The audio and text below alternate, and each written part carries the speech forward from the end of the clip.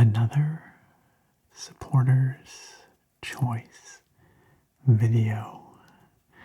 This video topic was selected by this channel's amazing supporters on Patreon and YouTube memberships at the Fusro and Fusro Da tiers. If you're interested in any of that, would like to support what I do here, you can check out the links down below at the top of the video description. But a big thank you to those kind supporters for voting this video in, because I'm actually really looking forward to today's video. The way I said that makes it sound like I don't normally look forward to recording these videos. I do, don't worry. But today's in particular is, a pretty delightful one, because I'm going to be doing some painting of these miniatures right here. Now you might know or remember that a little while ago I acquired a 3D printer. In fact, you can check out a video all about that here on the channel if you're interested. I'll link it down below, and I'll stick a card up there so you can check that out. And so I have spent a bit of time getting back into miniatures for tabletop gaming. Many years ago, I used to play Warhammer. I played Warhammer Fantasy. I played Chaos, for anyone curious. And I played 40k as well. I played the Tyranids, which are like Zerg, basically. Ravenous alien swarm. And one of my favorite things was painting the minis.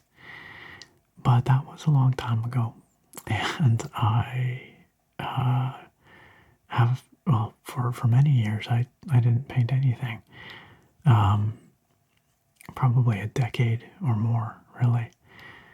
But with the advent of this 3D printer, suddenly I have all these miniatures that I've been printing, and I've picked up painting again. And I'll say right now, I'm not very good at it.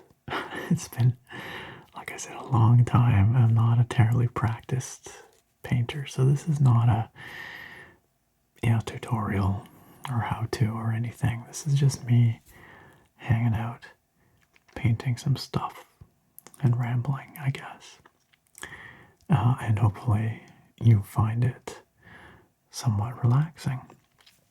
Maybe I can even learn a few tips from you guys in the comments if you are experienced or accomplished miniature painters. Now, these minis here are not for Warhammer or tabletop wargaming. These are for D&D, because of course you can print off anything you like, really. And these days I play a lot more Dungeons and Dragons than I do tabletop war games. And so we have here a couple of miniatures from Titan Forge, which is a creator of miniatures of 3D models, STL files that you can purchase and print. These are from their, I think, Titans of Adventure set 34 or 35.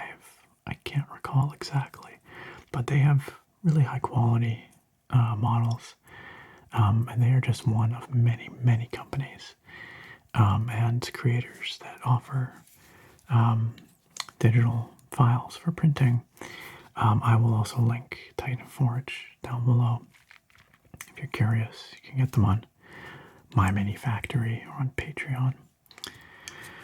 But yeah, here we have what appears to be a Dragonborn cleric.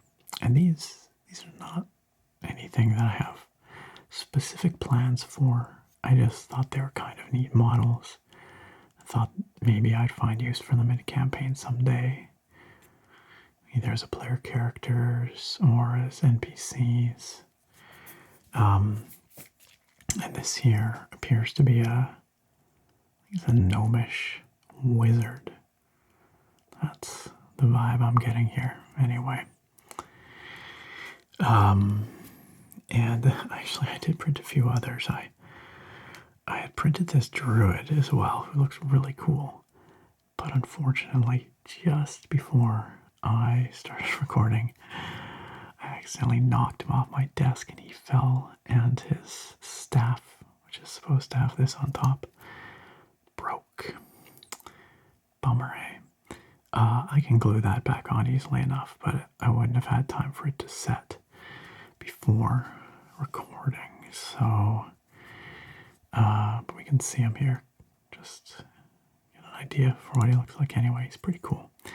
I mean, we could paint him still. We could paint him still. But I think this is why I'm breaking models, you guys. I think we'll go with one of these two, which are mercifully still intact.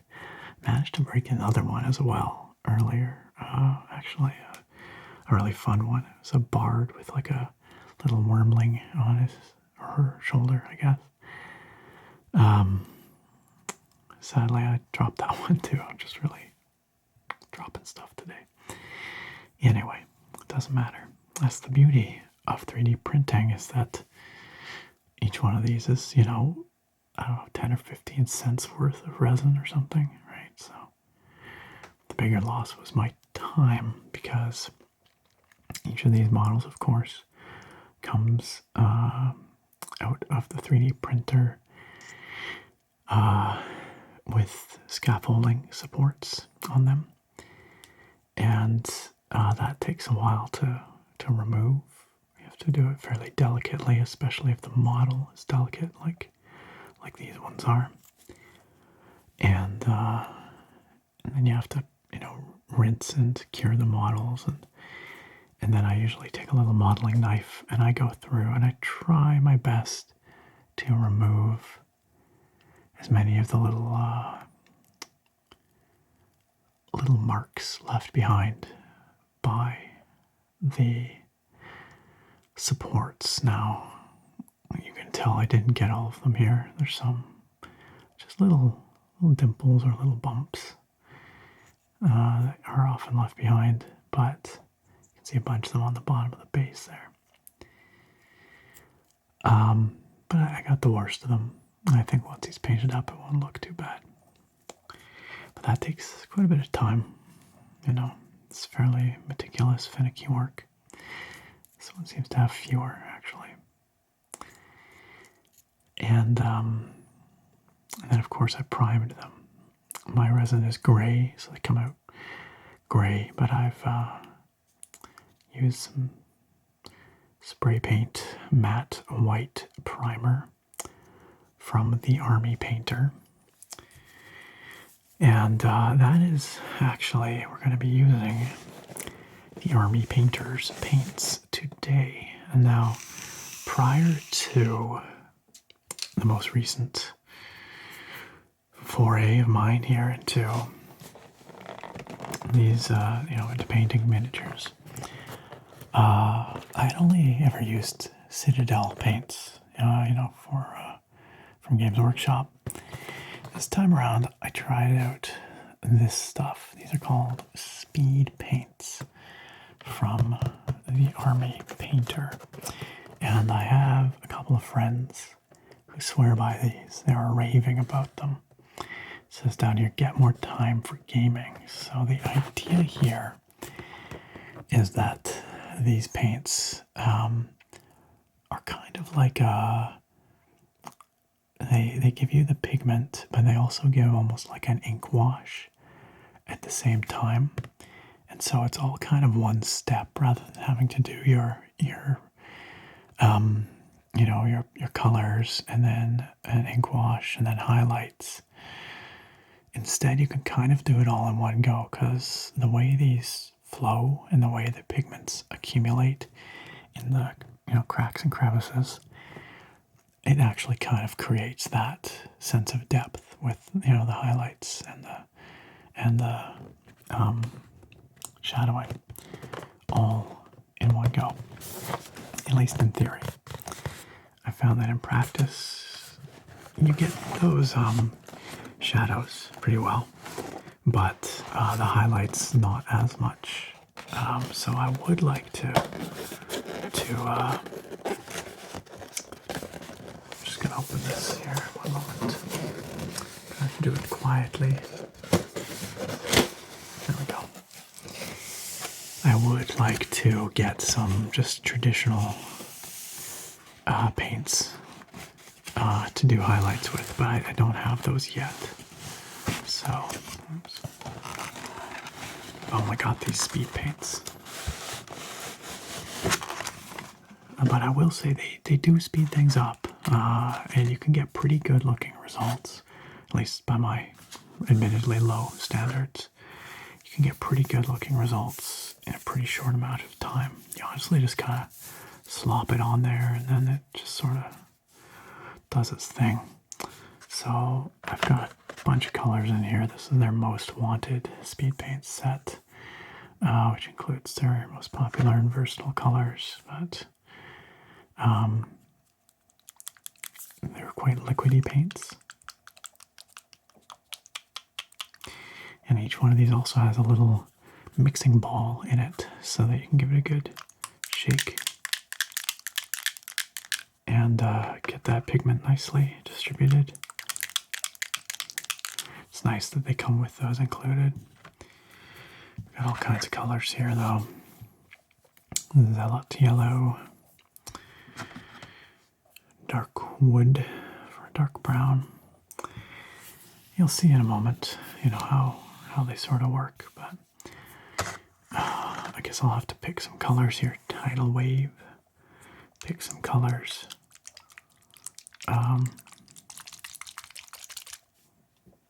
What should have a mixing ball in it, but I don't hear it. That's funny. I don't have a fancy palette. I'm just using a takeout container lid.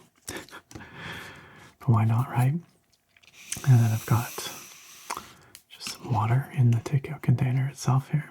And of course, I have some brushes. I've got a handful of brushes from the Army Painter. Once again, I just went to my local hobby shop and picked this all up a little while ago. This is the sort of standard detail brush, what they call a base coating brush. That came with these paints, actually, in the kit. But I also have these three more kind of specialized brushes. They're regiment painting brush, which is sort of your... Oops. Gosh, I'm just dropping everything. Holy cow, you guys. Standard detail level for painting sort of larger swaths of area. I've got here a small dry brush, which I'm not actually doing any dry brushing, but when I do get some normal pigmented paints, I may do so for highlights. That's a straight edge there. And then I've got the insane detail brush, which is in fact very fine.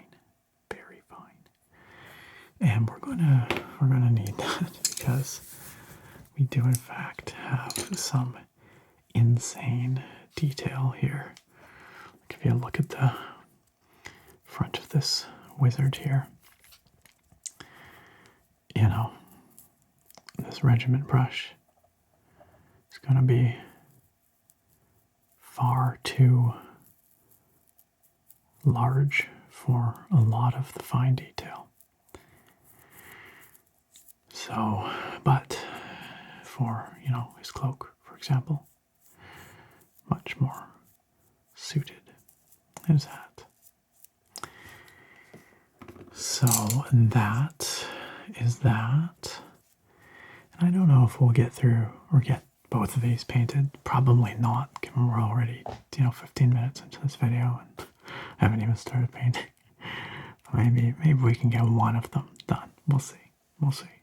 So if we have to pick just one of these minis to prioritize here today, which one will it be? You can see if you look at the wizard here, he has a lot of fine detail and a lot of matte textured surfaces, a lot of fabric and leather, which would look good, I'm sure.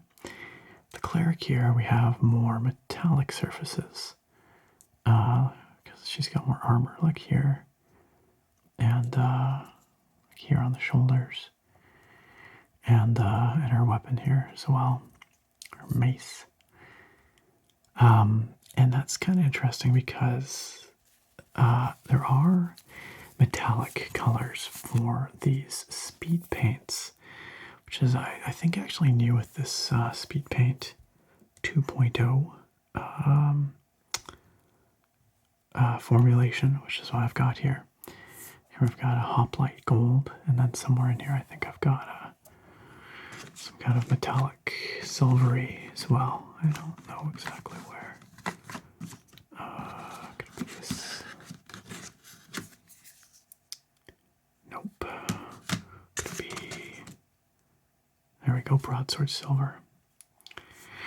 Now I've heard mixed things about the speed paint metallics, but I am curious about them. So yeah, I don't know, maybe we'll try that. I haven't had a chance to use them yet, and I am curious. So yeah, why don't we do this Dragonborn Cleric to start with anyway. Now, what colors would we like to paint her in? We have the metallics. We have a fair bit of fabric, about the pants and this top, and then a cloak. And then we have our skin, which I'm thinking we might do a kind of a greenish. So why don't we start with finding a skin tone for this Dragonborn. Now I thought I might end up bumping the camera a fair bit because I must admit, in order to see the fine details on these things, I have to take my glasses off. If I have them on, I can't actually focus on stuff that's really close and really small. That never used to be the case when I was painting previously. But time marches on. And so I have my head in, like, real close here, quite close to where the camera is positioned. So if I bump it, I do apologize. What have we got here? Zealot yellow, no. Desolate brown, no. I need to find a green. Maybe not like a bright green, though. We've got shamrock green. I feel like that might be a bit much. We've got... I'm so bad today. Why am I just dropping everything? I've got absolution green. This is quite dark, though. Although it may not look so bad on the white primer. I kind of brightens it up a little bit. But okay, well, maybe that shamrock green, that might be okay. That might work. I'm just not sure exactly how bright it is. But let's think about other colors. For the metallics, I kind of want to go with the gold. I feel like it's a good holy color. And then what would go well with that? Maybe a nice rich blue. A nice rich blue. So we got purple here, purple swarm. We could do purple. That would be nice, but we've got a Beowulf blue. That's a nice rich color. Like a royal blue. Let's do that. And then we can have some other shades of blue to complement. We've got like a plasmatic bolt, which is kind of bluish, I guess. I'm also colorblind. I should reiterate, or I should make that clear. I think many of you know that, but I shouldn't say colorblind. It's color deficient. We call it color blindness, but really I'm color deficient, which means that reds in particular don't show up nearly as strongly for me as they do for other people. And so I often don't see the red component in colors. So blues or purples can look very blue to me. We've also got tidal wave. That could be a good complementary kind of color in there. Okay, well, that's a start. That's a start. So I don't really know what the best approach here is. I think they recommend that you start with the darker colors or the lighter colors. What makes the most sense? I honestly forget what they recommended. Well, why don't we start off painting this Dragonborn's skin, and then we'll work our way out in layers. That seems like a plan. So let's see how the shamrock green works. This might be too much, too vivid, too bright, but we'll find out. Okay, so I usually just put a couple of drops. It doesn't take much, like so. I might need a little more than that, I don't know, we'll see. And then I'm going to take the regiment brush here, or base coating, I guess this is the base coating brush, but it's a similar size, and just get it a little wet. And then soak up some of this shamrock green. Load up that brush nicely. And then let's try it down on the tail here to start with. Because if we don't like it, we could always... Ooh, that's actually quite a bit darker than I expected. And quite a bit more saturated. I'm already making a mess.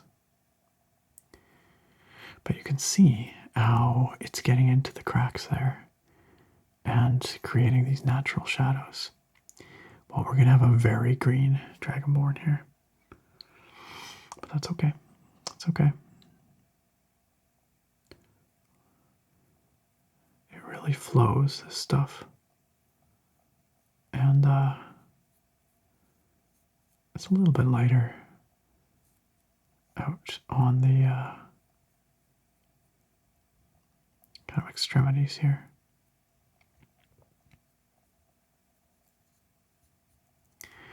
But we're getting some nice natural shading and highlights on the spines along her tail there. It's looking pretty good, actually.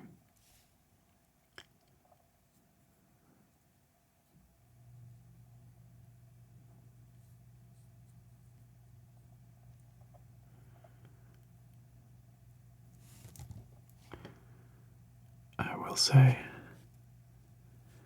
painting on camera like this is trickier than just painting normally, because I always have to try and be aware of whether you guys can see what I'm doing or whether I'm accidentally moving it off camera. And then also, I'm a fair bit more squished in here, all hunched up. But that's all right. That's okay.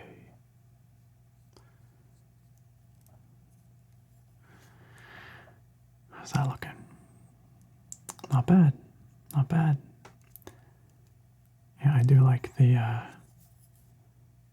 detail that these paints bring out. Now we will have to get very carefully back in here. Now this is where it might have made sense for me to not glue the model to its base, because it comes separate from the base and then you attach it afterwards. But I felt the benefit of being able to stand it up and have it stay up would outweigh the drawbacks of the difficulty of getting into these spaces here.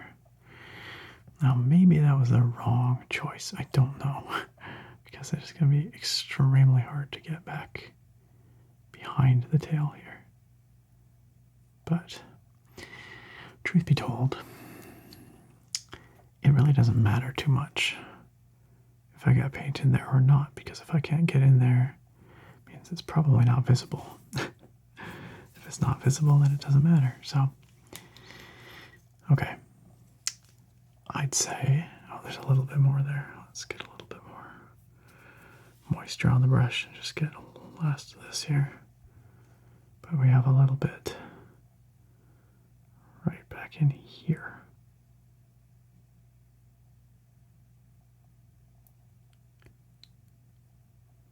There we go. All right, that's looking pretty good. So let's go for the head now. I'm gonna just do that. I wipe my brush over here. I have another piece of paper towel over here. And let's get another couple drops of our shamrock green here. It really doesn't take much. Okay. So from what I'm seeing, we're gonna have to do the head.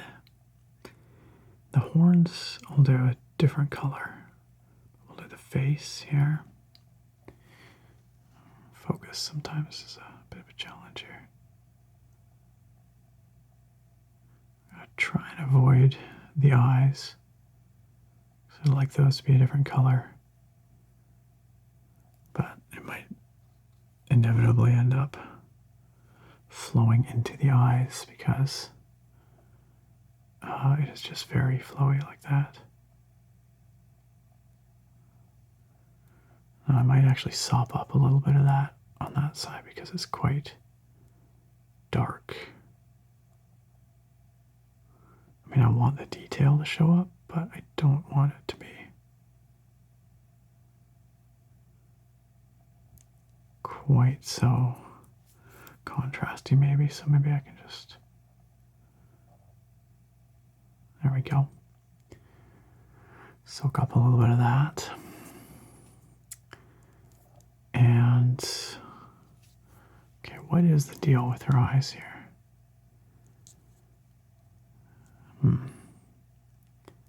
She's kind of got little ridges over them. But that's okay. We can paint those a different color. Just trying to think of how to. Well, we'll just have to see how it ends up. But let's get some nice flow into all this detail on the back of her head, because it just looks cool. Really show off those. I don't know what they are. Hairs. They're not hairs. They're just scaly bits.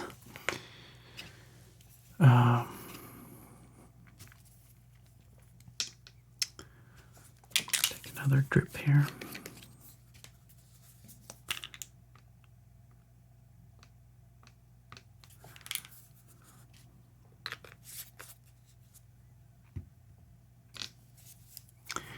Irony being, of course, these are speed paints, but I'm taking my sweet time with them. But it's an ASMR video after all. Don't want to go too fast. So, just trying to get into her neck area, which is actually proving a bit of a challenge, and I'm definitely getting some green onto her cloak. But what I'm hoping is that the blue will kind of override. I do also have something called Speed Paint Medium. Speed Paint Medium. I keep thinking, I think I might keep pulling this back so you guys can't really see. Speed Paint Medium, which is a liquid that helps this paint to flow better and can also be used to blend or even remove, to some extent, paint from areas. So if I need to use that, I can. Okay, well, and then what's going on top of her head there? Is that part of her? It's kind of like a little headdress situation.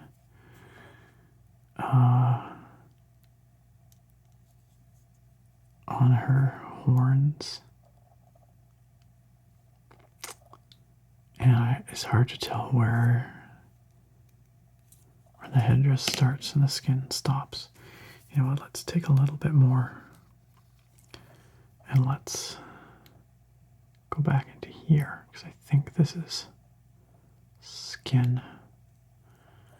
Well, it doesn't really matter anyway, it's whatever I want it to be, but yeah, that looks right. I don't know if it's going to focus, but anyway. Now, is there any other exposed skin here? The feet. The feet look like they probably are. And then there's claws on the end, which we'll paint in a different color, like a white. But let's get just a little bit more of this stuff for, the feet.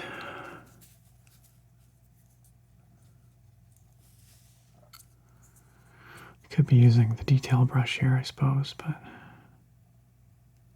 it's also possible that that's supposed to be like metallic.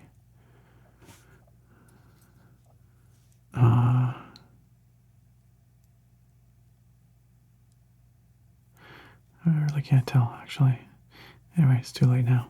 I'm just going to come in here like this. Paint up the sides of the feet.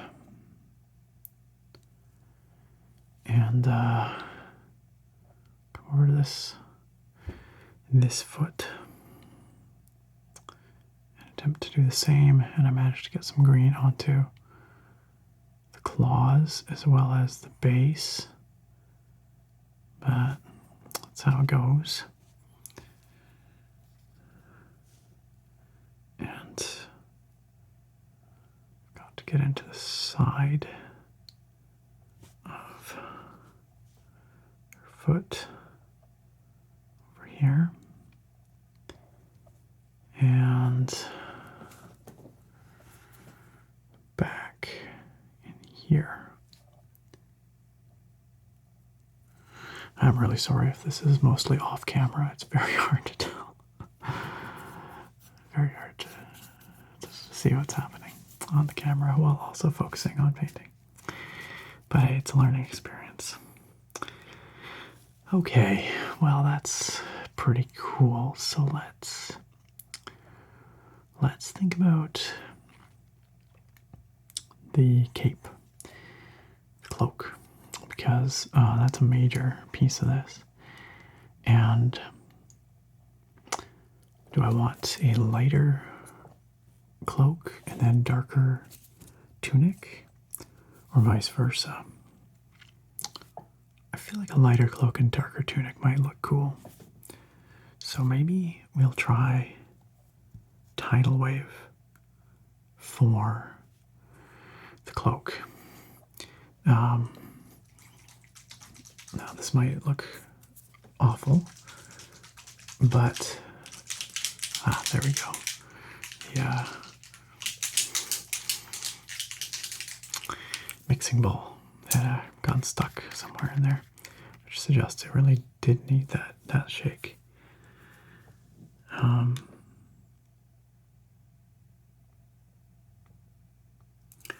need a bit more here for that. Don't think I've used this color yet.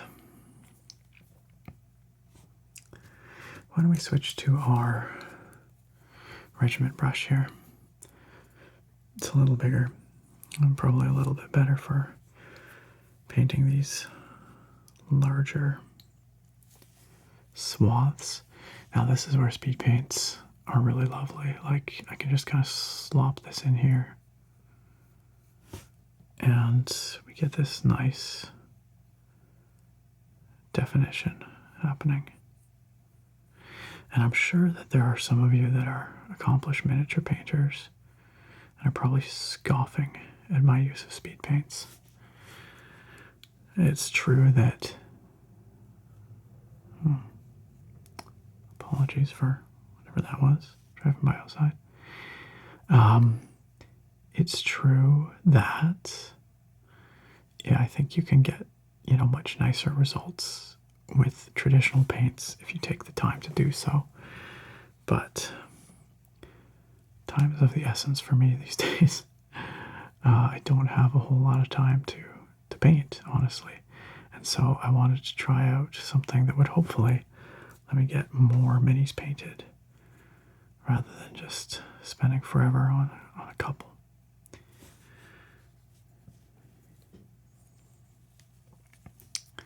Got that nice shadowing happening in the folds.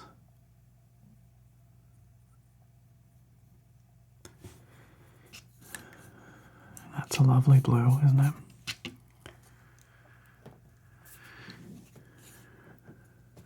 Let's switch back to the base coating brush here and get a little more paint to really load it up and get some nice shadowing in there.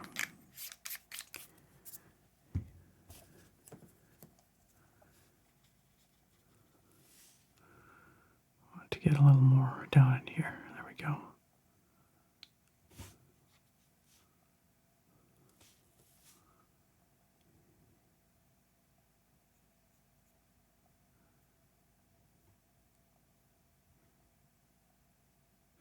There.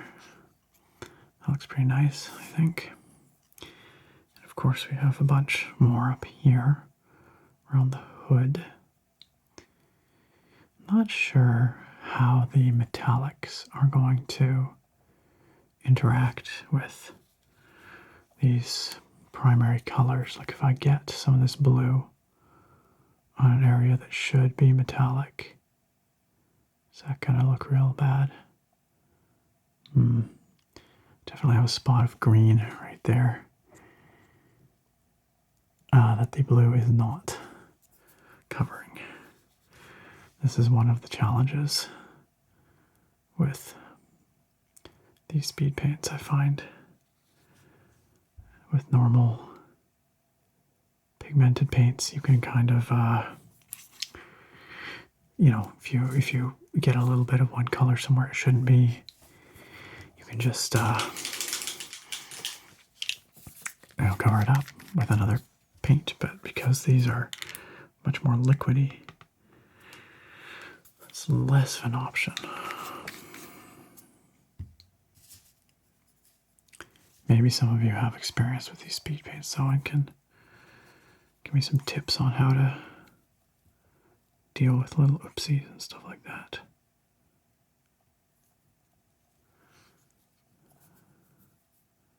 They are really, really great in some ways, but they do have drawbacks. Get that in there. There. And I wanted to get a lot of paint flowing into the area around the neck and the cloak there. Unfortunately, yeah, there's more green in there that's just, I guess, just going to be there. But, you know what? Normally, you would not notice at all. It's all a matter of how picky you want to be. I'm taking my insane detail brush here, and I'm going to use it right up along here, along the front of her cloak.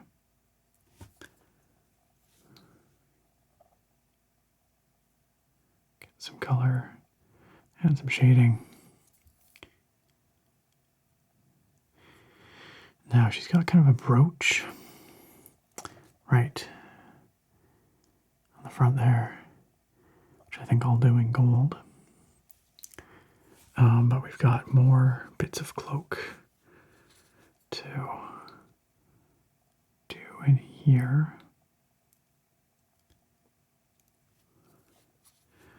And I'm managing to get blue other places where it shouldn't be. Well, I think actually her tunic is going to be a darker blue. So in that regard, it's probably not so bad having a little bit of blue on there. But I am slightly concerned about the metallics.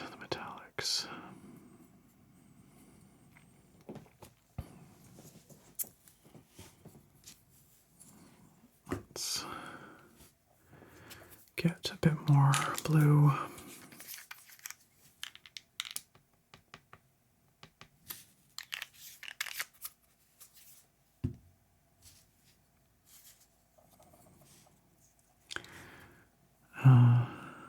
Take this.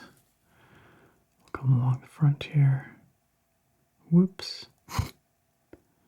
Well, that's a lot of blue. Really flowed there.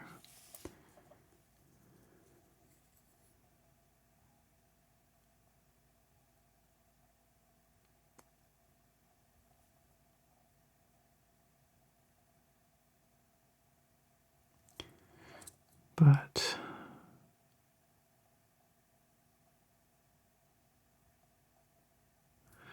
I think that'll be okay.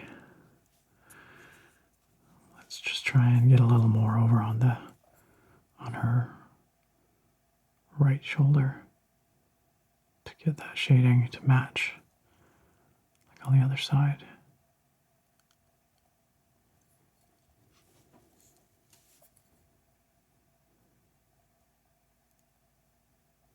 Coming down the edge of the cloak here, man, you really can't see any of this. I shouldn't leave these in the water either. I keep pulling it closer to me so I can see it better, but in doing so, you cannot see it.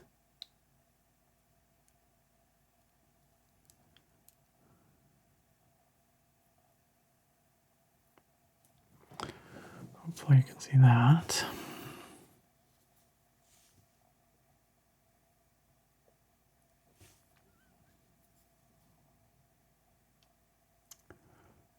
flow it right into there. We want some heavy shadows, you know, on the underside of the cloak, so that's okay. Now I'll just take this and just slop a bunch of it into here. Lots and lots. I'm gonna need more paint in a moment, because I really want to get lots flowing into here to really create nice shadows. I could also use some of my darker blue just in the crevasses there in the folds.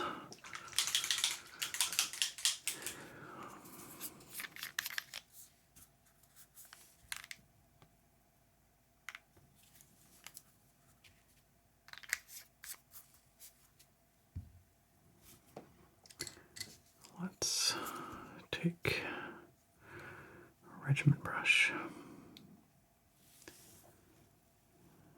and just really slop it in there.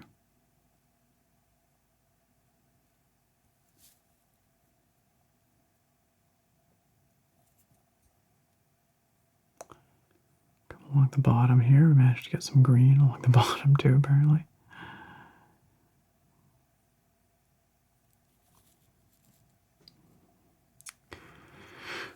It'll be interesting to see how exactly this turns out.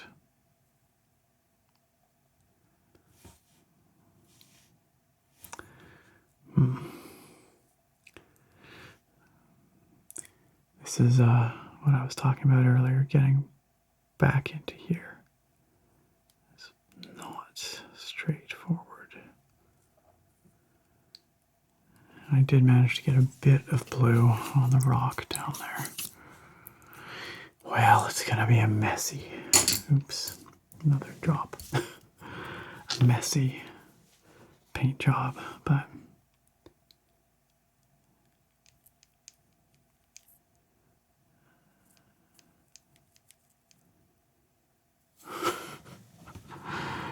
well, you can't really see it back in there, so it doesn't matter much. Okay, well, the cloak is pretty well done. Still drying on the back. Hopefully it dries in a way that looks not quite so streaky. We'll see when we get there. Okay, now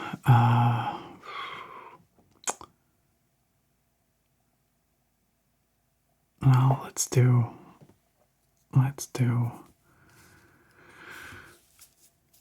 the tunic and that stuff with a darker blue. This is Beowulf blue.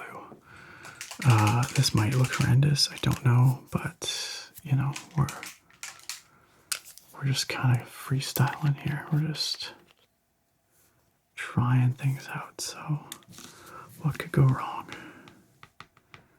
other than an ugly model? But it doesn't really matter. I could take some pages out of the old Bob Ross book here. There are no mistakes, just happy little accidents. That's what we aspire to here. Bob Ross levels of Zen.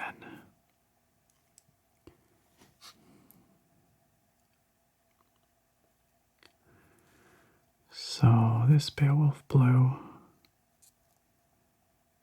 I think is looking pretty nice in here.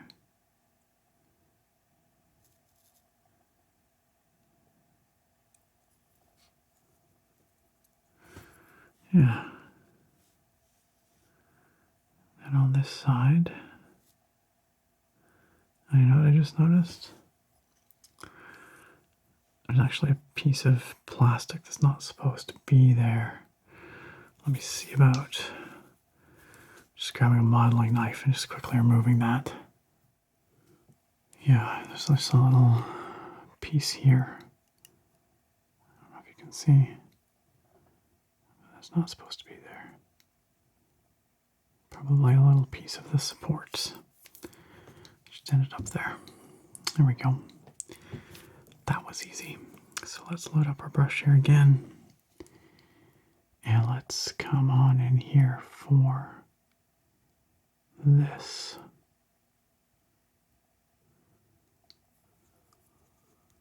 Now, I'm not quite sure what to do with her chest. I guess we're just going to paint it Beowulf blue as well, because there's some ornamentation on there, but I don't think I'm going to be able to do much with that using the speed paints. You can see there's like embroidery on the breast there, but I think we'll just do it like this. I was considering painting it a different color, but that is just not something that these paints are really good at. I like fine detail because of the way they flow. And so that's where having some conventional paints actually goes a long way, I think. Why I need to get some conventional paints to complement these speed paints for details like that, and for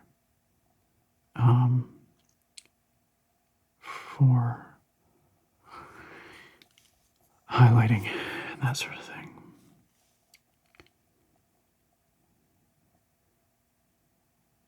But I do love the way these speed paints flow, and you can see, look at that. It's just brought a lot of detail out there and just naturally flowed in there.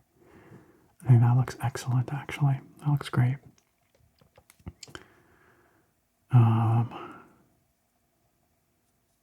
Now I think pretty much done with the Beowulf blue over there, but I think we do have a little bit on the back side of this arm. Yeah, just a little bit. Under there.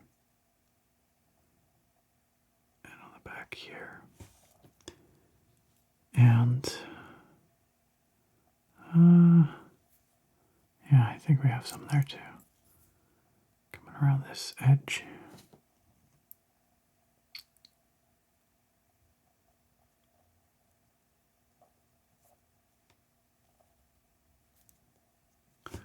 And on top here.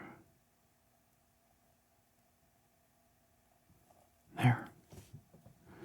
Good stuff. Okay.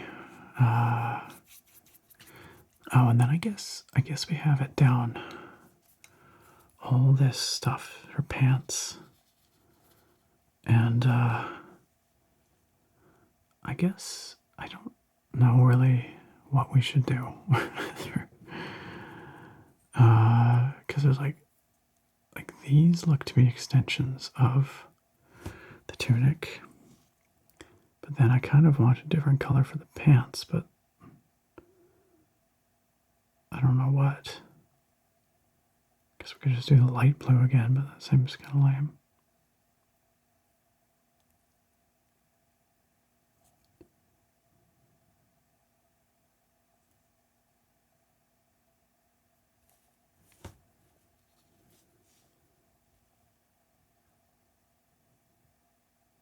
I should probably be using my detail brush for this, but let's get a little bit more Beowulf blue.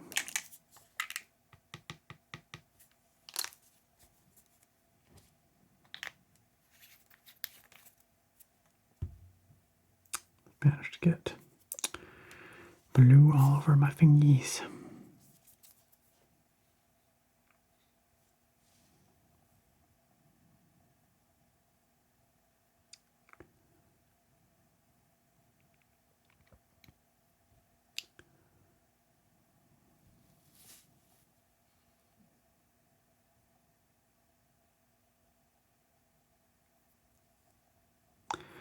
Well, maybe we will just do the lighter blue of the cloak for the pants.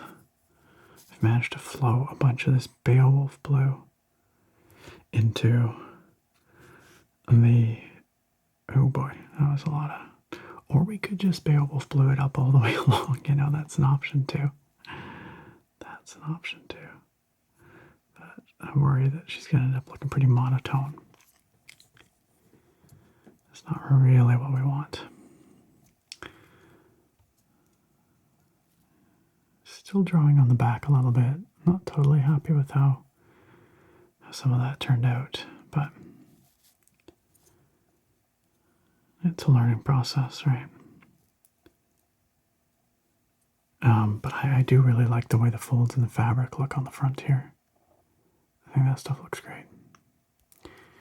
Now she's got this stripe down the front that we have to do something with. Not quite sure what.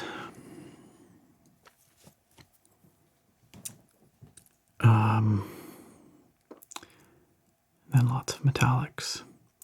That stripe down the front, we could do it in like a brown. If we imagine that maybe it's leather. But let's take a closer look. It's got runes on it, I think. Don't really want to do it gold because then we're saving that for the metallics. Yeah, why don't we do this all in leather? Because you see it kind of comes down here. And then these look like they might also, oops, still got a bit of blue in there. Might also be leather. So let's pick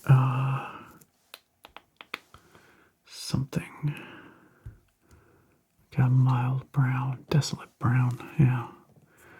That's probably a decent light leathery look.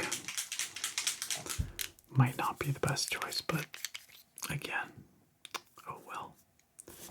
Now this one actually has some gunk on it from last time I used it, so I'm just going to clean it here. Very good.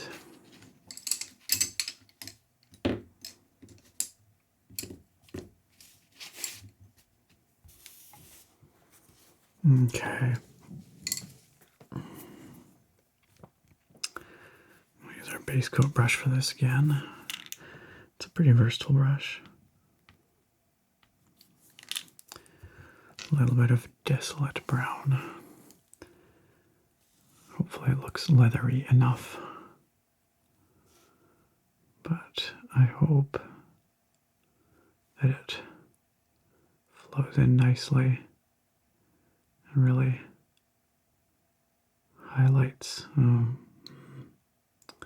It's not quite what I was hoping for. It's flowing over the blue.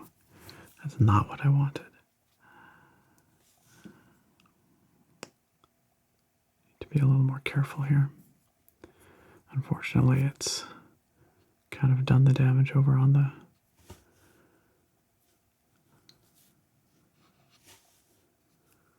her right side there. But it is bringing out those runes nicely, like you can see. But yeah, it kind of, well, maybe it won't be so bad when it dries. It might just look like deeper shadows, you know? That's my hope.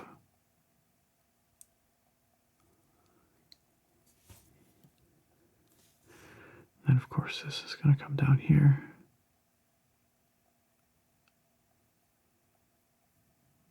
That's looking great.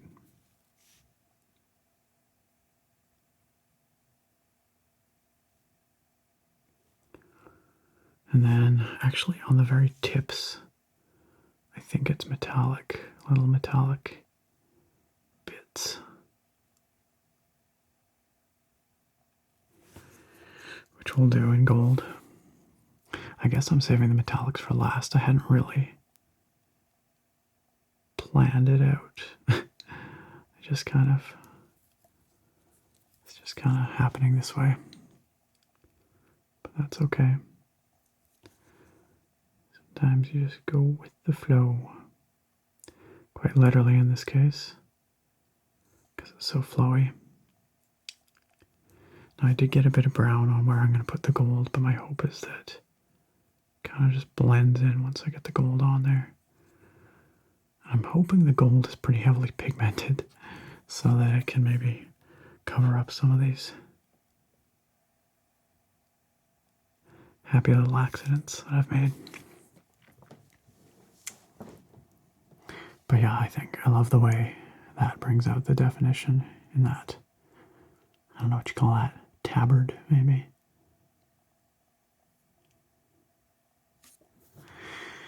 Okay, all right. So let's think about her, you know, her horns actually as well. I might just take this desolate brown while I have it out, because I have a little more than I need here. I might just kind of slop it up here and do her horns in all desolate brown.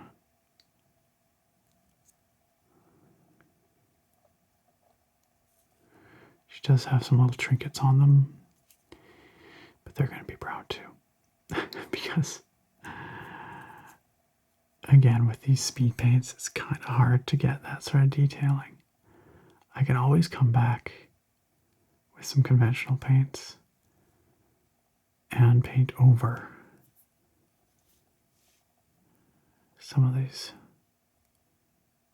details if I wanted to.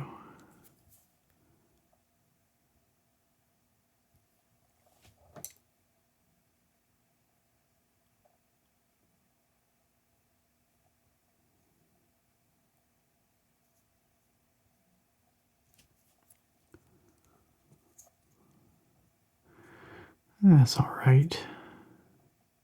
It's not quite what I exactly had envisioned, but it'll do. I need actually a little bit more shamrock green on the top of her head there. It's just two little spots on top of her eyebrow ridges there. So we'll just take the tiniest little dab of shamrock green and the detail brush. Oops, that was more than I need. And we'll take the insane detail brush here. We'll just do that. Just right on top there. There you go. Still gotta do her eyes. What color should her eyes be? Actually, you know what, while we're here, let's take that insane detail brush and see, this is a dangerous game we're playing here, but see if we can just gently, yes, that's it, fill in around the eyes with a bit more green, and above the eyes especially, while leaving the eyes white. That one kind of filled in. This one's still got some white. That one less so. Now we'll just do what we can. Okay. And then what else is going to be desolate brown? You know what? Her book is going to be in brown. Because I imagine, at least the outside, although it does have some metallic features as well. You see, it's got like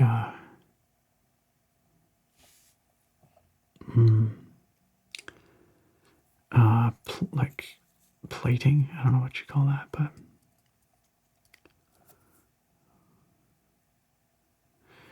that's going to be really tricky. I think we're going to need insane detail brush for that, for sure. And then we still have to do some blue for her pants.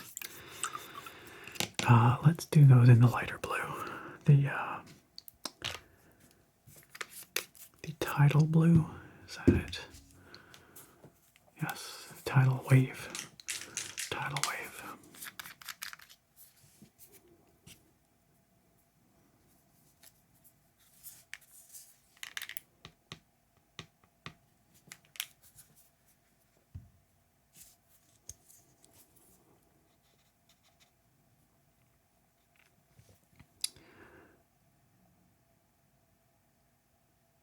Just the same as the cloak.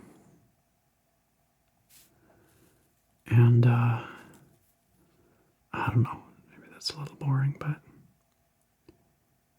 think it'll match everything nicely.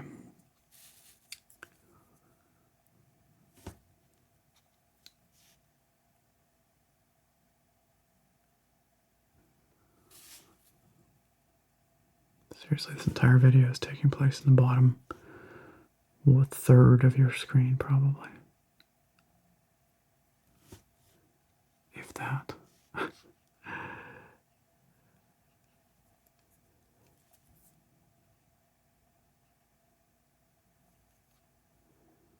I guess her pants come right around here. And like so. And then I guess we'll go blue in here too. That might have been the wrong choice. In that maybe I should have done that all gold. Because now it looks like she's got knee pads, you know, but I think that's kind of what it's supposed to be.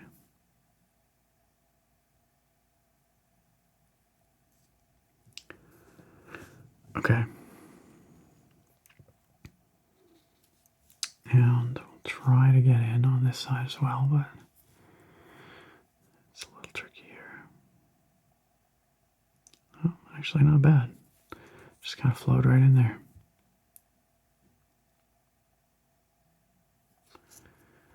Good. And now,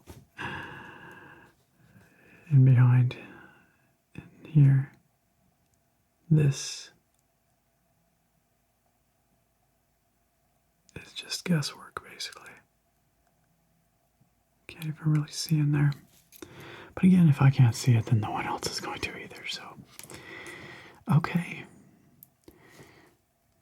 That's okay. That's not bad. It looks all right. Good. Okay, I was going to take my extreme detail brush here, insane detail brush, probably. Sorry, gotta stay on brand, and use it to try and get some of this book cover brown, while leaving the metallic parts unpainted. And this is tricky. But I think that's not too bad, actually. I just dropped the tiniest little bit into here. Kind of screwed that up. Oh well. I flew too close to the sun on that part. Along the top of the book here. And do the same situation over here, or at least attempt to.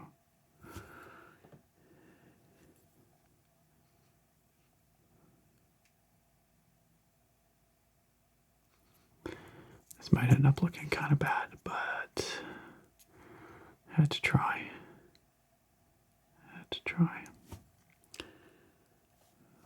It's best if I can rely on letting it flow in there on its own.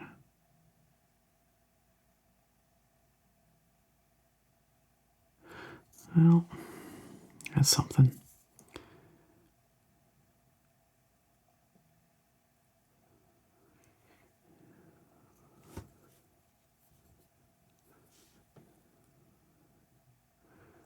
And then on the inside of the book, we're going to need a different, lighter brown, paper kind of color, parchment.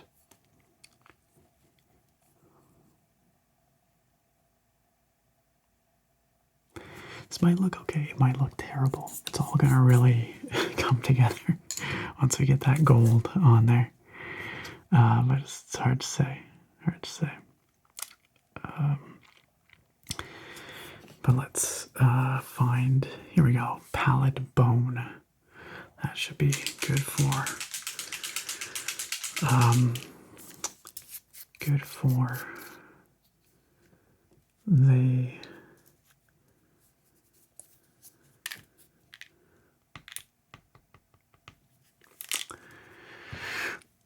the paper, as well as I think I will do her claws on her feet with the pallid bone. But let's just slap it on here.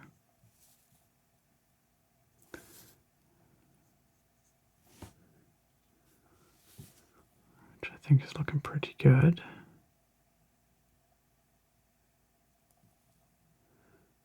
Tops of the pages. Let's get some nice, oops, that was the wrong. Let's get some nice flow into between the pages there.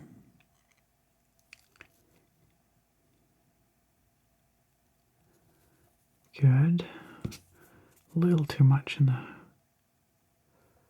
crevice there. Let's just take a bit out. There, that's nice. And maybe a tiny bit on this edge. And a tiny bit on the underside, which is real tricky to get at here, but I think I got it. Yeah, okay. And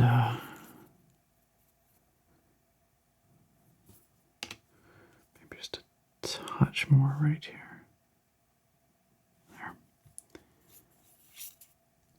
And then we actually need a little bit more of this desolate brown right here and right there. Good stuff. That worked out. Now, if I was really talented, I'd try and scribble some writing in there. But again, that's pretty much impossible with this type of paint. You just can't really do that fine detail work like that. Now let's take this remaining pallid bone and just do a pass on her claws, on her feet. That's good. And that's pretty good. All right then. Maybe I should have used the pallid bone on her horns as well, because it would kind of make sense for the horns and the claws to match, but no matter. Yeah, I really should have done that actually, in retrospect, but that's okay. Well, it's coming together. Aside from the weapon and the base, I think we're just left with the gold now. So let's see if this metallic stuff is any good. I really hope it is. Here it is, hoplite gold. I really hope it looks nice. Let me get it on there. Rotate the palette a little bit here. Roll the shoulders because I'm all crunched up in here. And let's see what we can do. So it comes on pretty thick looking there. But that's what we want. I want it to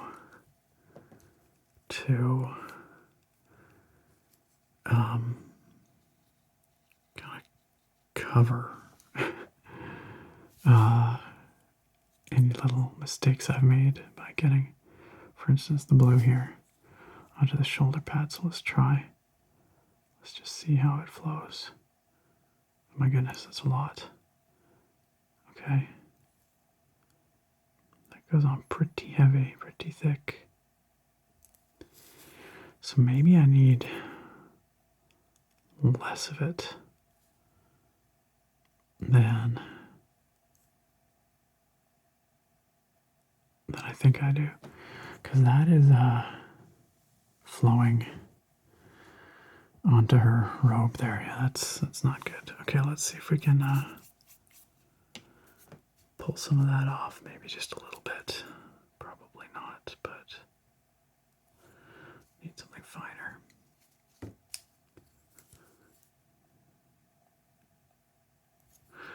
Well, that was a little bit of a messy thing. I can try paint over with some white and then reapply the blue, but I don't think that's going to do much. And I feel like we're not getting quite the same amount of shading here with the gold. On the upside, it is a very nice golden tone. And I think it's quite pretty, but I slopped it on way too aggressively there. So let's just take less for the next shoulder. There we go. Oh, that's much better. That's much better. So it's a learning experience with this metallic stuff, but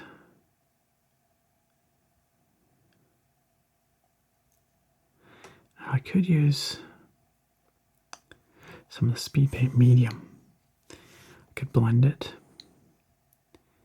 and that will make it flow a little better, although I don't know if we really want actually more flow here. But what I do want is a little bit of shading from it. I don't know that we're really going to get that.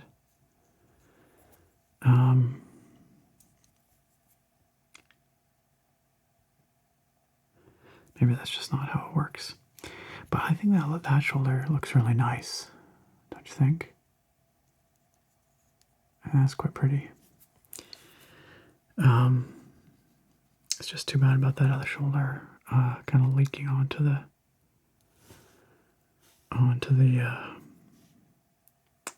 cloak.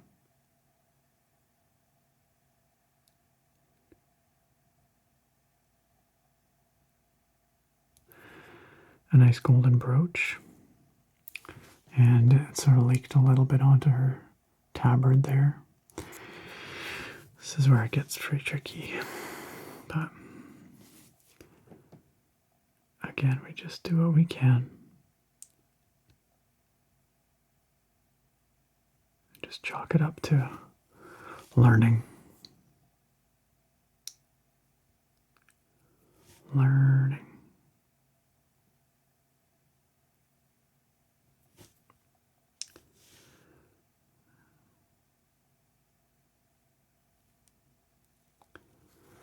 As I have said, this is my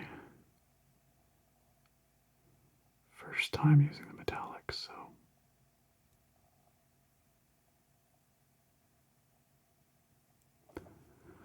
a little bit of trial and error is to be expected.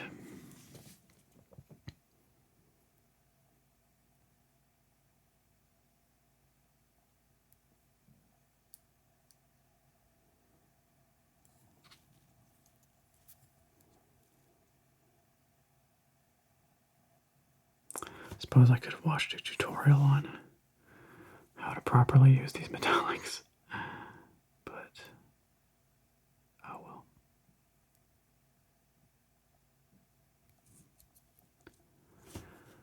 Learning by doing. Sometimes experience is the best teacher.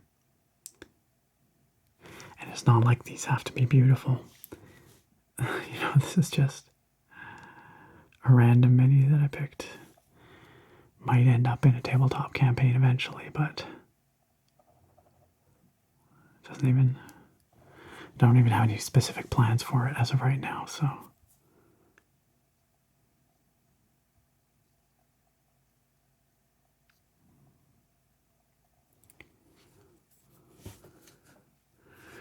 Despite getting a lot of gold over here, I did not get it under the edge. But that looks pretty good. Now let's see about, let's do the knee pads, actually.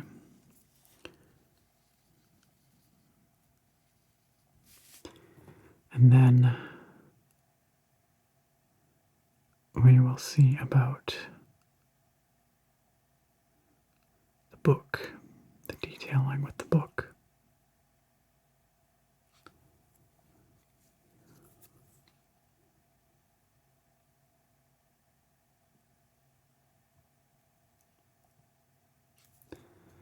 And while we're down here on the knee pads,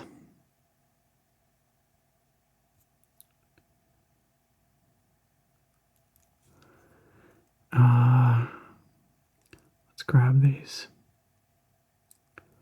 little bits here, metallic bits.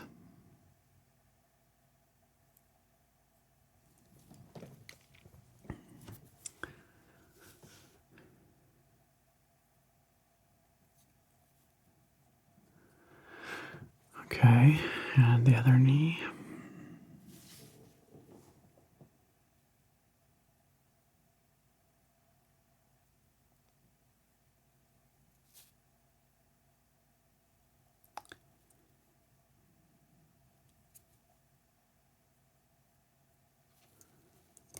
Oops. How many things have I dropped so far this video? What's the drop counter at? Probably pretty high. Now rats, I got a little bit of gold onto the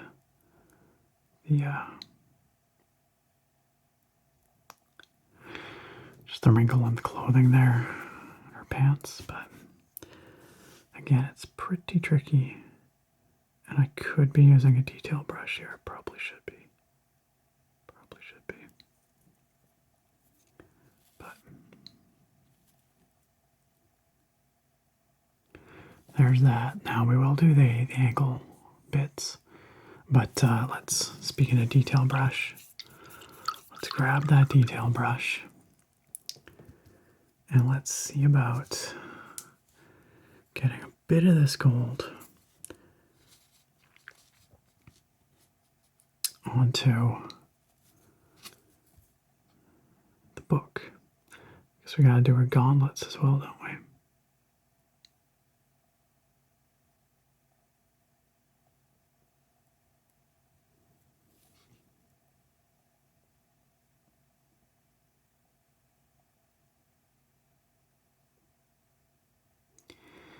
Well, it's not perfect, but it's not terrible. I've seen worse. I've done worse. And that has to wrap around the edge here. Oh, not like that though. Just on the metal parts. There, and there. It'll do. It'll do.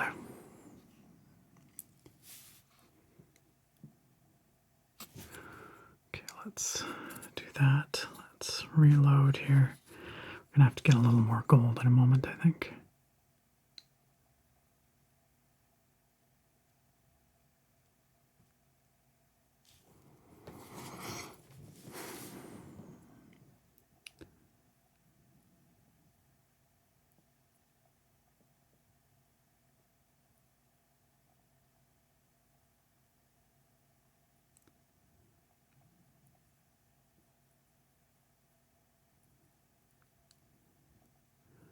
spine of the book, we'll do all gold.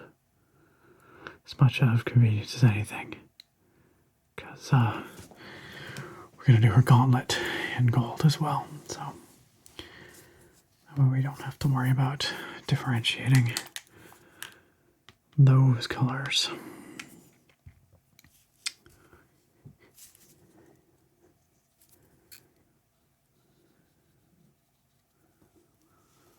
So let's get in on the gauntlets here.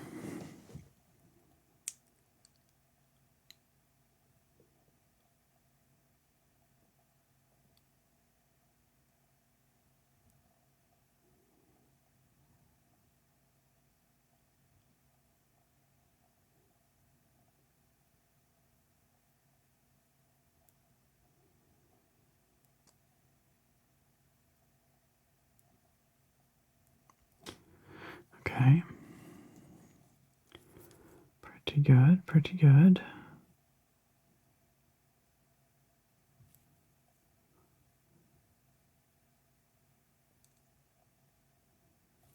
Okay. Not too shabby. I really wish I knew how much of this you guys could actually see as I'm doing it. But there's that book. Oh, we've got a little bit up here we need to... A little rivet right there.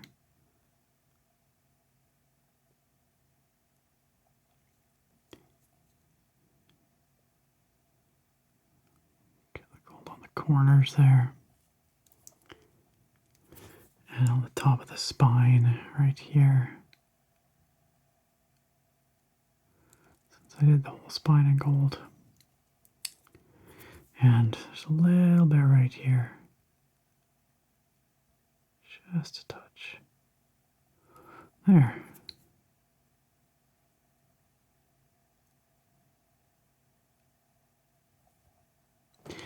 Well, it's a little messy, but I think it gives the general impression of a gilded tome.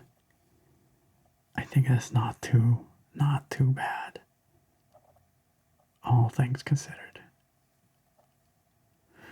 Great, okay. And now her other gauntlet. Now, we haven't talked at all about her weapon and how that might look. And it's a little bit of a tricky one because it's got some fine detailing. But I was kind of thinking, it looks kind of like she's carrying like a lamp, you know, like a lantern. But what if she literally was? What if it was like the holy light of her deity that she carries with her or something? So what if we like actually painted it like a glowing yellow? Would that look weird? It might. But that hasn't stopped us so far.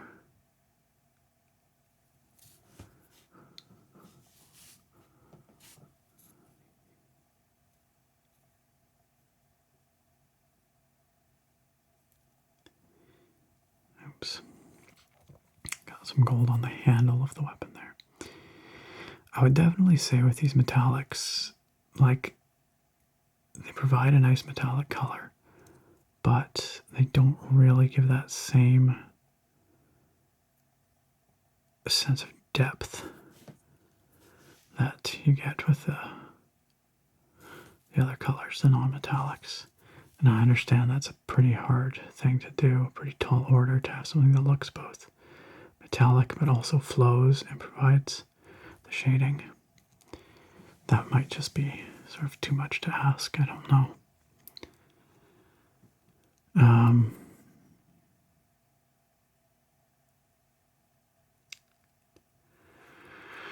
Okay, let's do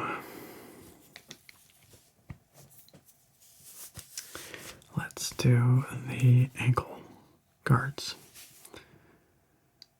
down here. Those we can just kind of load it up pretty easy and throw it on there. They don't take too much fine effort.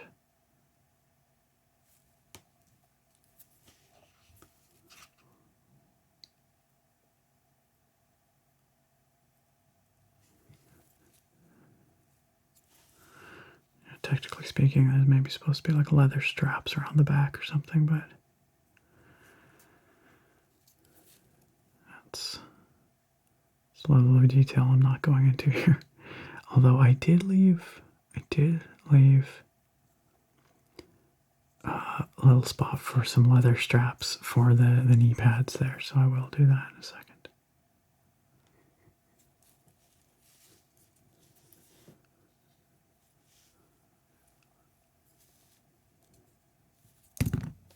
Another drop.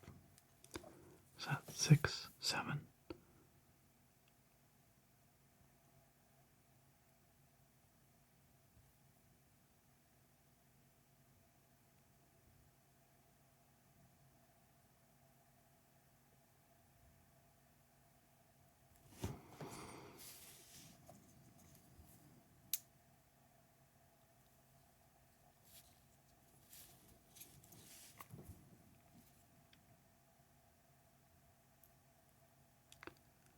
Can't really see what's going on back here, so I'm just kind of throwing some gold in there. Oh, and getting some gold on the base at the same time.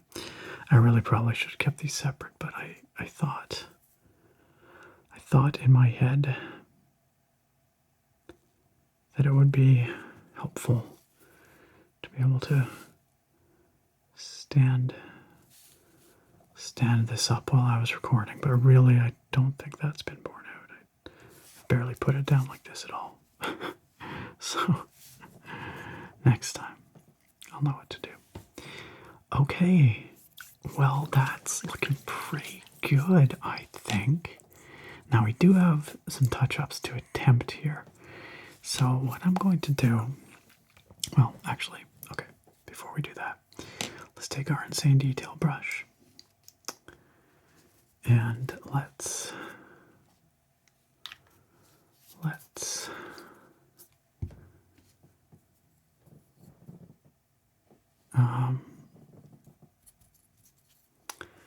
take some of our brown. Where's our desolate brown? Desolate brown. And I just wanted to do those little leather straps on the back of the knees, as well as a couple of touch-ups. I don't know how much this is going to be able to override the gold. Probably not at all. But I was going to just try and get those shadows in there again. They got kind of ruined by some excess gold. Oh, that definitely flowed more than I wanted it to. That's kind of all over, but oh well. Okay, but you know what? I provide some shadowing in there. I think that actually looks pretty alright. Pretty okay. That's good. And we'll take a little bit more here. And where was it? There's somewhere else. Oh, I was going to try to just touch up the book in a couple of spots. Like that, and right there. Might be a futile attempt. I think that kind of did what I wanted it to. Maybe just a touch in here again. Like that. And there and there.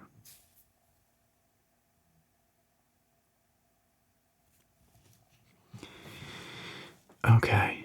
Alright, oh, and up here by the amulet was the other spot. Yeah, that brown does seem to do an okay job of overriding the gold, which is actually great. Now there are a couple of touch-ups to be done with the blue, and that might be a little trickier because that blue doesn't really override much.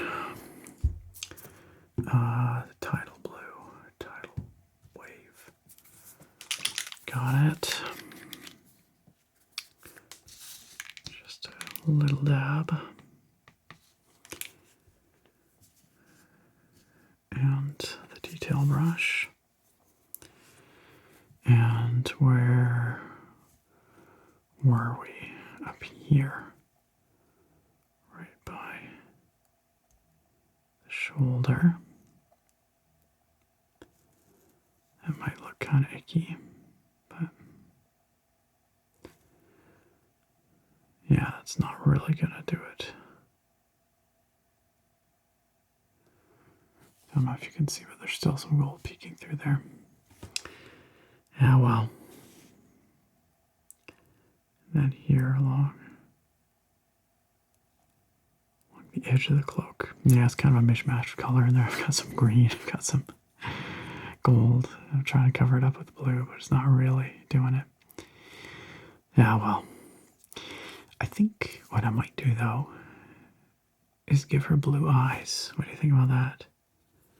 If I just take a nice big loaded blob here on the detail brush, and oh my goodness.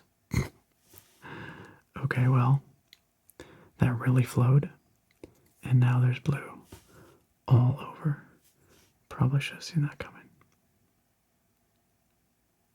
Oh yeah, wow, that's... Okay, well, she's got some very dramatic eye makeup. And it's blue. I'm going to stop poking because it's not going to get any better. I think I've kind of screwed that up. But you know what? We'll just say, yeah, she's just got really dramatic eye makeup. Really big makeup. And that's just how it's going to be. I don't think it looks terrible. It looks all right. There and there. It's all right. It's all good. Happy little accidents. A little more, just a slight bit of brown touch up here. Didn't quite get that the first time. Okay, well, you know, oh man, the ground is just covered in all colors, all kinds of colors. But this video's gotten pretty long, so we better wrap this up, and I should stop being so darn picky. So,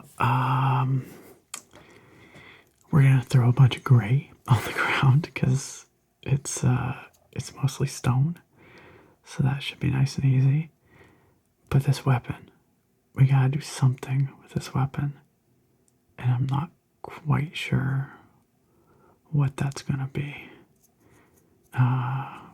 But let's think about it for a moment. So there's actually quite a lot of detail on the weapon, and I feel like all this stuff around here should be gold, like on top.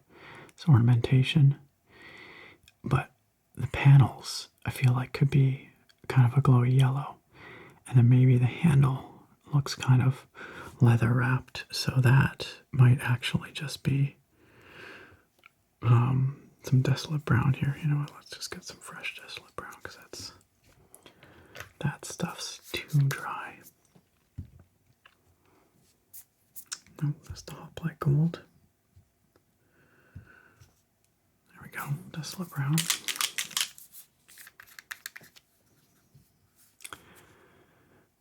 Could be putting the paints over here, I guess, so that they look, you know, aesthetic. Gosh, everything's just falling today.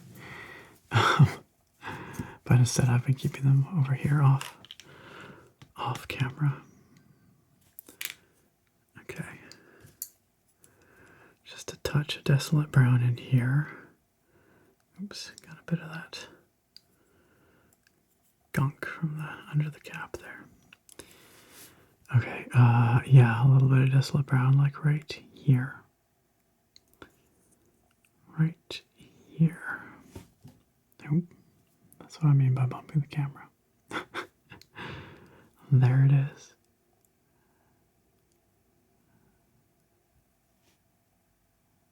Okay.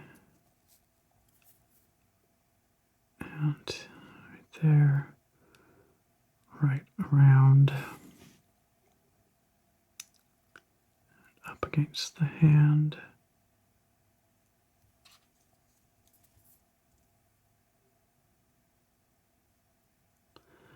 Okay, then I imagine all this is going to be gold.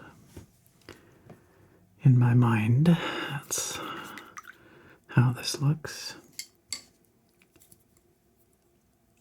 You know, I think there's some kind of, I think it's a street sweeper going by out there. I don't know if you guys have heard it on and off, but it's like in the distance. Can't figure out what else it would be.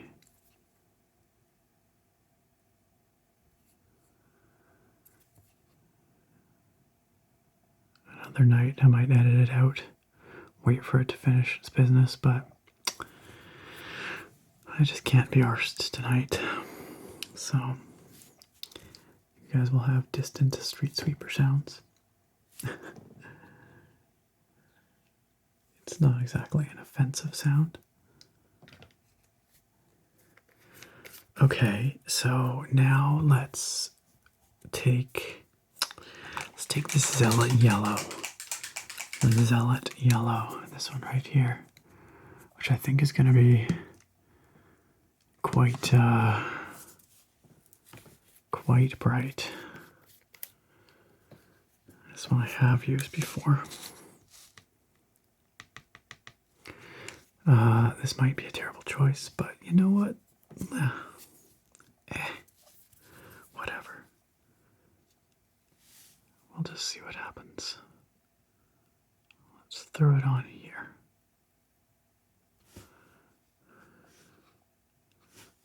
Too much. Flow it into gaps like so.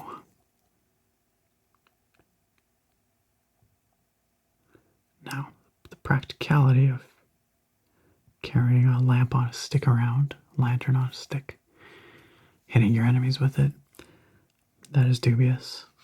I feel like it would be pretty fragile. Might not survive contact. But, you know, they're a cleric. This is magical after all. So perhaps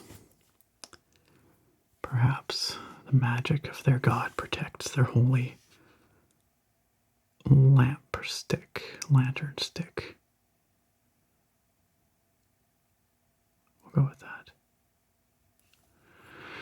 You know what? That's not bad at all. It's a little bit more amber than I had anticipated, but I think it'll dry a little lighter, and I think it'll actually look pretty good. So let's just do the rest of it in gold.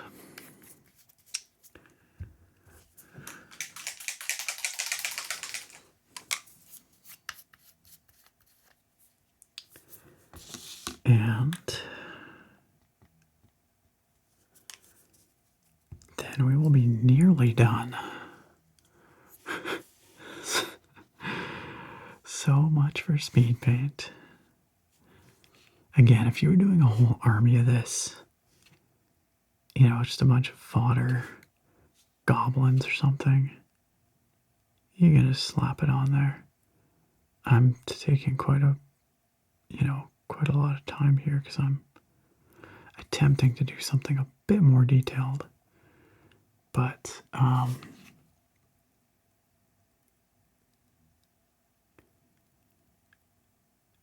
you know, again, you could definitely do something much more detailed yet again with traditional, conventional paints. and more skill than I possess. But yeah, the speed paints can, in fact, be a fair bit speedier, given the right conditions. Oh dear, the gold is flowing into the... that didn't work out so well. I should have waited. Oh yeah, wow, look at it, just flowed right in there. Crap. That was looking so good too, with the amber. But I think it flowed right in on here. Oh, but this might be salvageable. I mean, you know, gold is kind of it kind of works with an amber color too. I'm just trying to draw some of it off here with my brush. This is kind of just looking a little more messy than I had intended. That's a shame. It was looking pretty cool. But you can see, like, the gold and the amber have kind of merged in several places. I think I maybe just used too much of the gold once again, and the amber was too wet still. And so now I've just got this unholy combo of kind of gold and amber up here, which is too bad. If these were conventional paints, this is where I would use a dry brush and just draw it across here. I'm attempting it as I do this and I'm just making it worse. Oh god, it's terrible. An attempt to get that little detailing in gold on the panels there, but no, too much.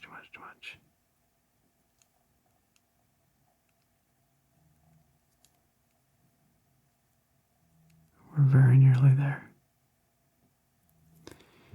Very nearly. So close. Okay. Well, that was a little bit of a fail, but it was an accident. I don't know if it was a happy little accident. It was mostly just an accident. But, I mean, it doesn't look terrible. And again, if I really want to, I can always come on in again with some conventional paints later and do some touch-ups here and there. You know, dry brush a little there and fix that up a bit. But hey, you know what? There it is. There's a weapon. It's sort of various shades of yellow, golden, brown. It doesn't look awful. You know, it's there. It's like a puke stick. But that's okay. The last thing, my friends, is the base. And the base, I'm not going to put a lot of time or care into. I think some Gravelord Gray looks like about the right shade. Just kind of splash on there. I wanted to say slop on there again, but I keep saying that. I feel like it's a weird term to use, so I'll just say splash on there. And just to provide something there, you know, and to hopefully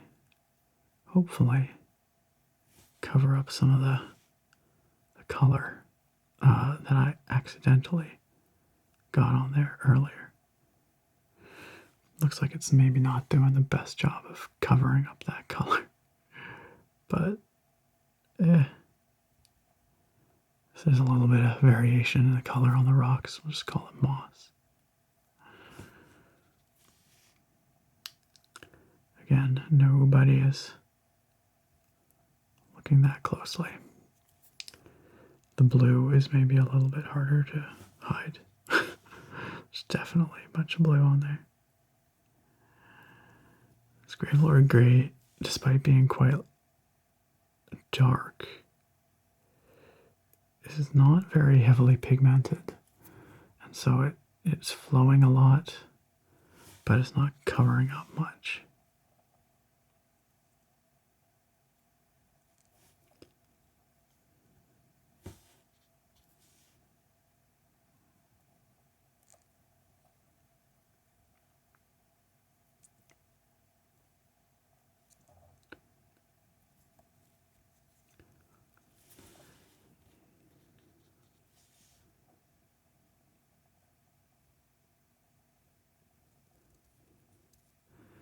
Did I get right in there? I think I did. I think I pretty much got all that.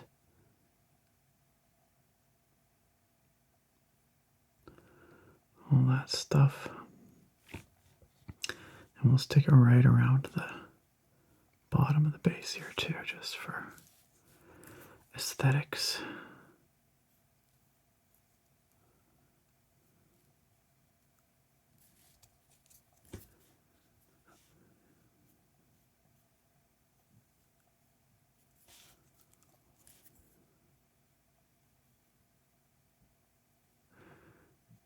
And there it is. Look at that. Now there's two other small things I wanted to go do quickly here. One, so I wanted to just, this might be asking for trouble, but I wanted to just blend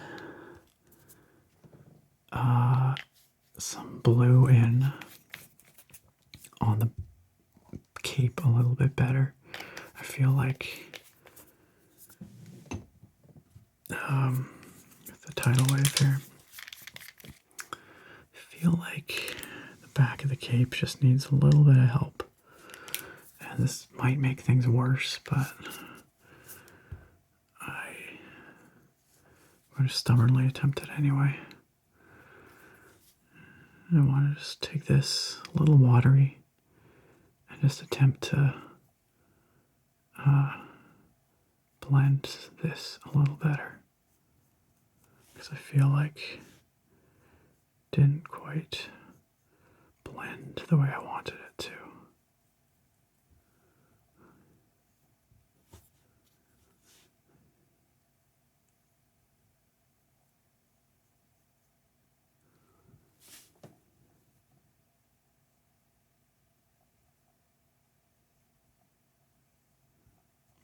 Same up here. Just bring this down a little bit.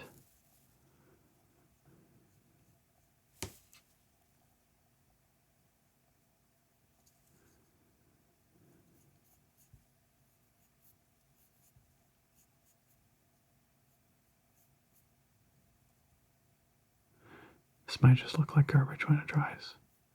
It's always so hard to know.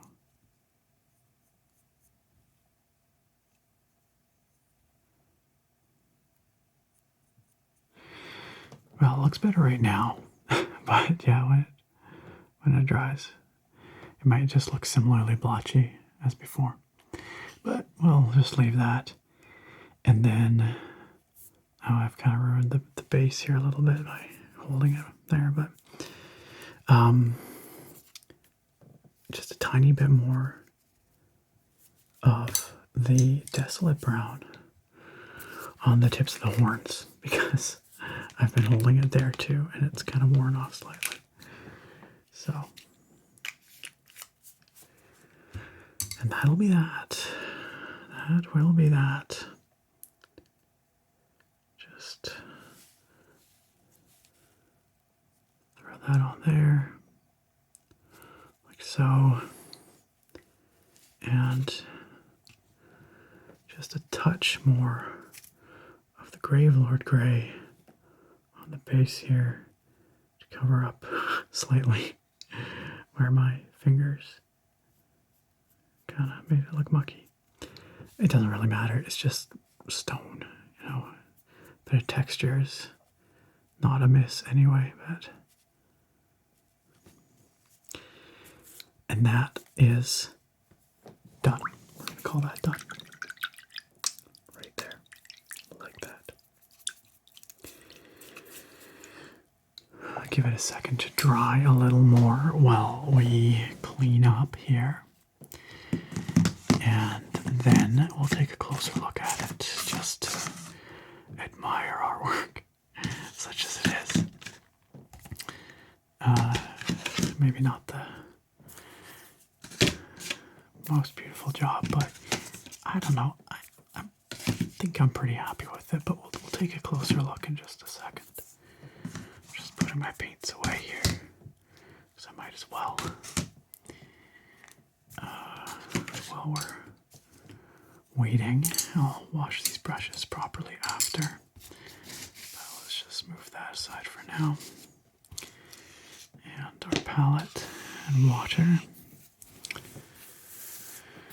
This fellow did not fulfill his purpose today. But hey, I could always do a follow-up video. I could always do another painting video in the future. It would be my pleasure to do so because you know what? I quite enjoyed this one. And our quote-unquote speed-painted Dragonborn cleric here is looking not too bad, if I do say so myself. I am content with this job I have done here. Have I painted things better in past? Almost certainly. But have I painted things worse? Definitely. Did it take quite a while to paint what is a relatively simple model? Yes. Even considering speed paints. Oh, I think I missed a little bit of gray, Gravelord gray in there. I'll get it after I end the video though. But as I've said, I have not painted for quite a while. And I think that our Dragonborn cleric friend here actually looks pretty cool. Pretty cool.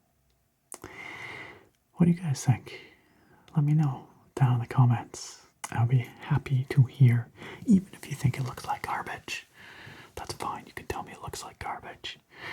I would also be happy to hear any tips, suggestions you might have for painting with speed paints or just painting in general, miniatures. And I would be happy to hear if you would like to see more of this. So please do let me know down in the comments if you found this tingly, relaxing. I know for myself, before I even discovered what ASMR was, or that it was a thing, that people used for relaxation, I used to seek out the feeling by watching drawing and painting tutorials or videos. And I always find that focus that people have when they're, drawing or painting or working on a piece of art to be quite triggering and relaxing for ASMR for me. So hopefully that's the case for some of you as well. And a big thank you before I wrap this up once again to this channel's supporters, some of the kindest, most awesome people you will ever meet. You will see all of their names in just a moment here at the end of the video, as is tradition, but I just wanted to shout them out again, especially the Fusro and Fusro tiers who participate in these votes every month to select the topic of a Patron's Pick / Viewer's Choice video, which is what you just watched. So big thanks to them for their participation. And thanks to all of you for watching. I do hope you found this fun and interesting. I also hope you found it relaxing.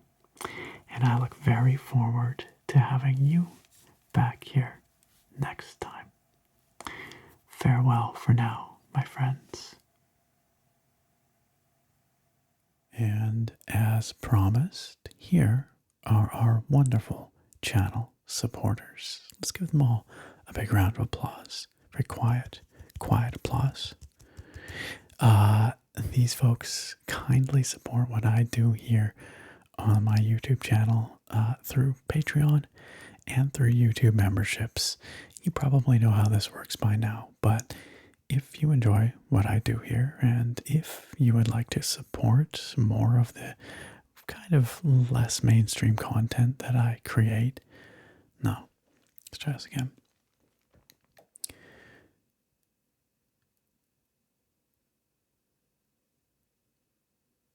And as promised, here are the names of this channel's wonderful supporters who I am so incredibly appreciative of.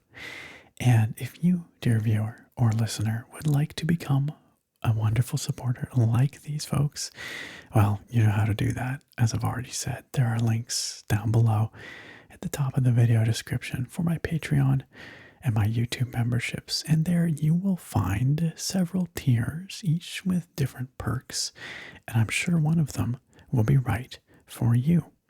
As we already discussed, at the Fusro and Fusro tiers, you get to vote each month on a patron's pick or member's choice video.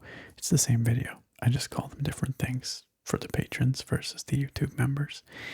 It's this video, the one you just finished watching. Either way, it's a poll where you get to have some level of input over the kind of content that I have here on the channel. At the Fusro tier, these very special supporters get their names read out in a special spoken thank you, a special shout out every single video. And yes, you are in fact about to hear those names right now. It is my honor to read you our Fusro video, or Fusro supporters for this video. Starting with K Time, Jake Luffney, Odinson, Rango Steele, Angel Garcia, Drummer Brit, Ragnar Ragnarsson, and last but certainly not least, our most recent returning Fusro tier supporter, Captain Vanquisher. A fantastic group of people. I cannot thank them enough, which is why I keep doing so. It means an awful lot to me that they support so kindly, along with all the other amazing people you see here. Once again, if you would like to be one of these amazing people, support what I do here on the channel, please consider checking out those links. And a big, big thank you to all our wonderful supporters.